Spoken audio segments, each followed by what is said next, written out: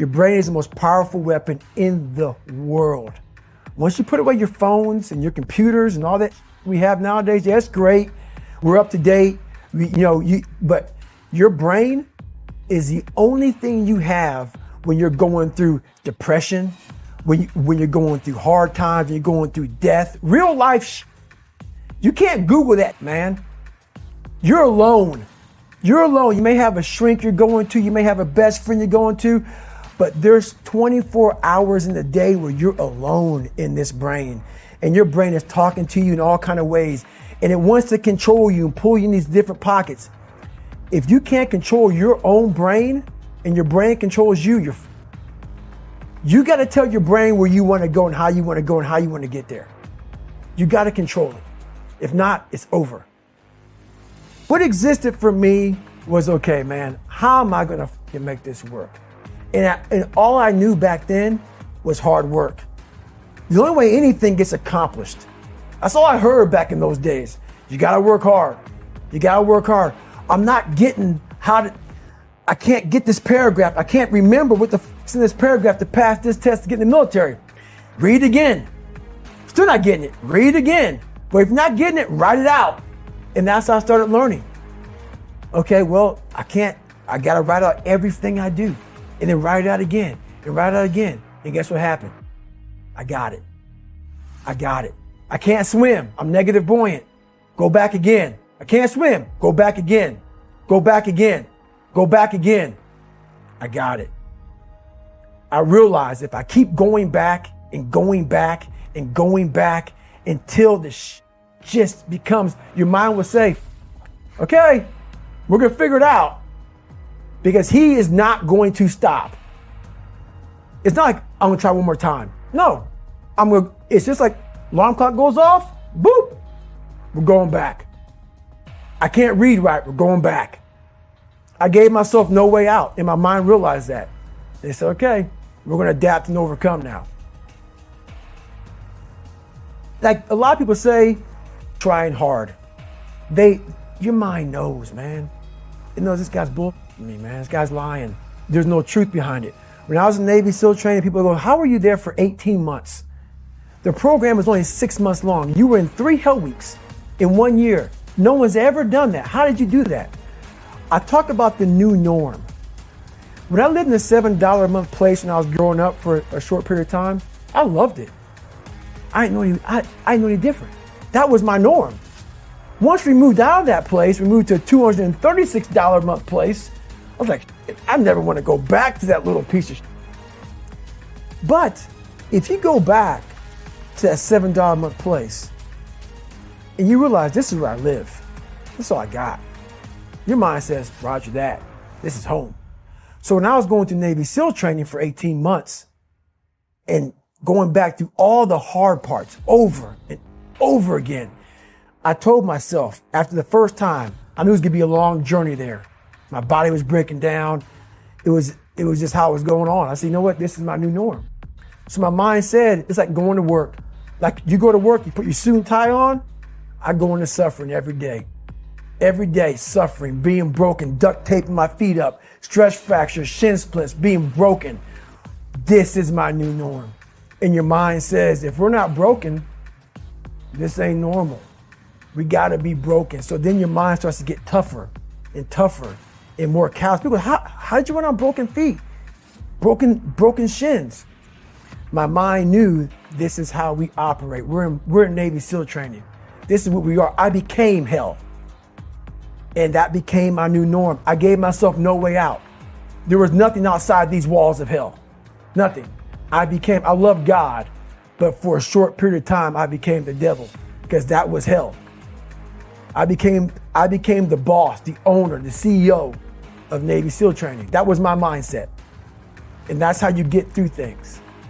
You immerse yourself in wherever it is, and you become that. You become that and give yourself no way out. When I was 297 pounds and I was fat as hell trying to be a Navy SEAL, the scariest thing in the world to me, even to this day, was that could have been the rest of my life. I thought then I was trying hard. That's the scariest thing in the world. I thought then 297 pound, working for Ecolab, spraying for cockroaches, making $1,000 a month. I thought that was me at my 100% potential. Come to find out, a few years later, I wasn't anywhere near that. 106 pounds less, graduated Navy SEAL training, went on to do all these other things. Looking back on that, that was me trying hard. That's why people got to understand what is in us. We have no idea until we start trying hard. And I mean really trying hard, where you're obsessed with, hey, this is my new norm. My new norm is that, wow, this isn't always fun. It's not always meant to be fun. And that's when you know you're trying hard. People hear my story and think this guy's sadistic. I realized how the brain works. I figured out how the brain works. I'm a scared kid, and that's what gives me so much power. I had no foundation, and I built this off of just researching the mind. The feeling you get is basically invincibility. You realize that you can't do it all the time. When you need to do it, I know I can go to a place that I can live in. And when you know that you can run on broken legs and you can do certain things that a lot of people can do, but they're not willing to do, this power, this sympathetic nervous system of fight or flight, and you're fighting, it gives you this charge of energy of when you're sitting there at 3:30, 4 o'clock in the morning and you're duct taping your feet up because they're broken, and you're doing it by yourself, and you're going through arguably one of the hardest training in the world. And these guys, most of them are healthy, and you're going through it broken, and you're already at a disadvantage, but you're still there. You can feed into that and tap into that for a lot of power. But if you look at it, well, I'm broken, man. Like, I'm not gonna make it. But if you look at it as, man, I'm broken and I'm still here. And I'm fighting, and I'm gonna find a way to get through this because I have no other place to go. It gives you a lot of power.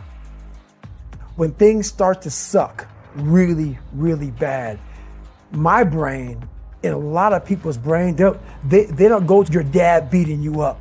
Your brain says, we gotta get out of here. This is miserable. So anger goes away a lot of times when you're suffering because your brain just says, we gotta run. We gotta go. So that anger is not popping up saying, oh, I wanna show them. I wanna show those people. No, there has to be a much deeper. When I say deeper, it has to be down to mineral soil. It has to be down to that nice mineral soil where nothing can burn. You can't burn dirt.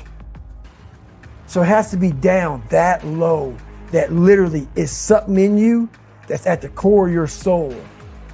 But you don't find it unless you spend a lot of time with what you want to be in life. I can't give that to you. Right. You can't give it to somebody. When you find your true passion in life, and my passion for me when like, oh, I want to be, I don't give a Navy SEALs, Army, I don't give a shit. I want to serve my country. I want to be someone that I'm proud of. I want to look at myself in the mirror because I was so disappointed. That accountability mirror I talk about, I was so disappointed in what I saw every day. I wanted everybody to love David Goggins. And a lot of people did. I didn't love myself. But I knew a lot of us want to find peace first. So people say, man, you always talk about this suffering and pain and I'm at peace right now because I went through that. You don't find peace first. If you do, Merry Christmas. More power to you.